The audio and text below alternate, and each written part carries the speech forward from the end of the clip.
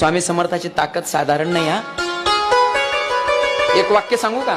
माणसाला स्वतःच्या जीवनामध्ये जर काहीतरी सामर्थ्य बनवायचं असेल किंवा स्वतःला सामर्थ्यवान बनवायचं असेल तर त्याच्यासाठी समर्थाची भक्ती केली पाहिजे. मला काही दुसरं करायची गरज नाही, फक्त श्री स्वामी समर्थ.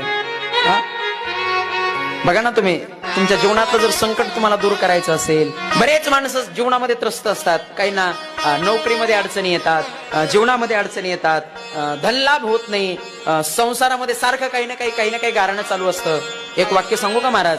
दररोज नित्यनेमानं तुम्ही घरामध्ये पूजा करत असताना स्वामी समर्थाचा फक्त 21 वेळा जप करा. 21 वेळा, फक्त 21 वेळा. माझ्या जीवनातला अनुभव सांगतो, मी माझ्या स्वतःच्या जीवनातला अनुभव सांगतो. दररोज सकाळी नित्यनेमानं तुम्ही पूजा करत असताना देवाच्या जवळ बसायचं, देवालयाजवळ बसायचं आणि श्री स्वामी समर्थ, श्री स्वामी समर्थ फक्त 21 वेळा जप करा. बघा, नक्कीच तुमच्या जीवनातली संकट दूर झाल्याशिवाय राहणार नाही. ती स्वामी समर्थाची ताकद आहे.